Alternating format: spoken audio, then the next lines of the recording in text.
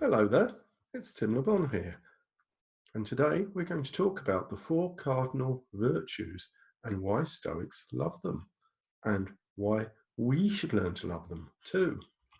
So there are 4 cardinal virtues, and I think if we stop for a minute to consider what they are, the question, why did the Stoics love them so much and why we should love them, answers itself.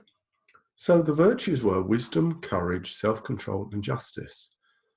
So wisdom is our capacity to reason, to think clearly, to take a step back, to think about what matters in life, to think about how we can achieve our goals, to think about the consequences of our actions.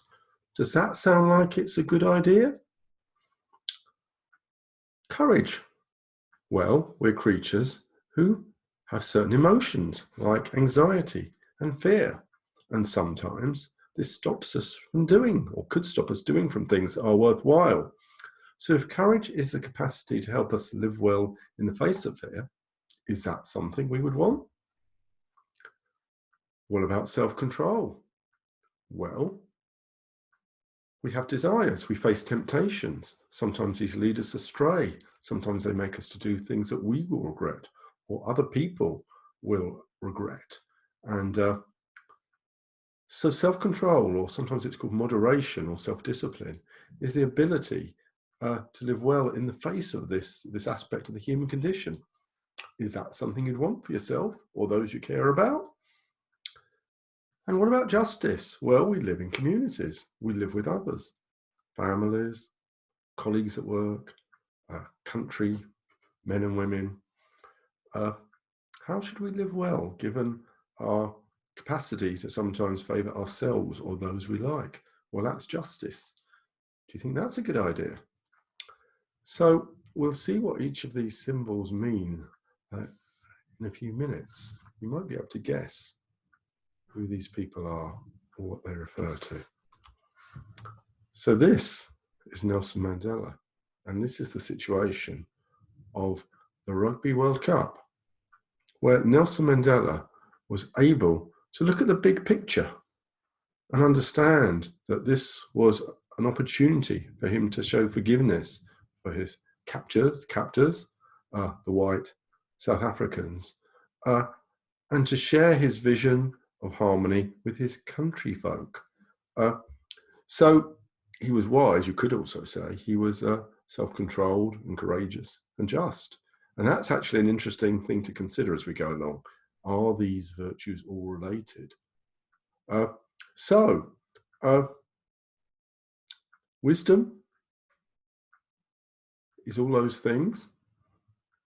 Does it sound like it's a good idea? And I've also listed some related character strengths or qualities or virtues, some of which you'll find in the VIA classification, some of them not, like phronesis and practical wisdom. The idea of that is this ability to think about what matters in this situation. What do I need to do to do what matters most? And that's something that is a very helpful quality. So that's wisdom, which you could argue is the most fundamental of the 4 virtues. And who's this? Thomas Edison.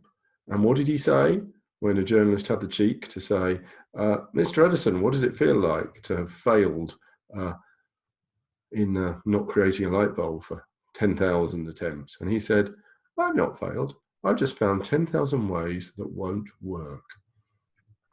So you might not think that's courage. You might think that's kind of more like persistence or enthusiasm or even grit. But actually, the Stoics define courage quite generally as something that keeps us going in the face of adversity, be it something that frightens us or something that causes us discomfort or something that would discourage us. So do you think that would be a useful quality for yourself and for those you care about and for other people? Self-control and moderation are quite similar in some ways to courage. So courage is about when you're facing danger or discomfort. Self-control is kind of the opposite. when you're tempted by something. You desire it, but you realize that in the long run, or all things considered, it's not such a good idea, which was a situation that's Ulysses or Odysseus, who was sailing near the sirens, who sang their sweet songs, which lured you to a certain death. And Ulysses worked out, well, he realized that he couldn't resist it. If he wanted to hear the song, but he didn't want to die. So he worked out a cunning plan, which was to order his crewmates to tie him to the mast and ignore his pleas to be released. And it worked. So very interestingly, Ulysses was self-controlled, not by exercising willpower, so much as being wise, being clever, knowing his own limitations. Does that sound like a good idea? Would that help you? The ability, despite desiring certain things, to do the thing that is most helpful, all things considered. And related virtues include forgiveness, humility, modesty, and prudence. And last but not least, justice. This is a famous painting called The Death of Socrates. And the story goes, according to Plato, that Socrates was condemned to death. And his friends came round and said, look, Socrates, you don't have to die. We can rescue you. And apparently this was quite a common practice in those days. He could have just gone off to exile and probably nothing would have happened. And he said, no, I've been condemned, and that's the process of law. And it would be unjust for me to escape. So that's a tough call, isn't it? Do you think that other people should be just, that they should be fair, good leaders, good citizens, good team players, and be impartial?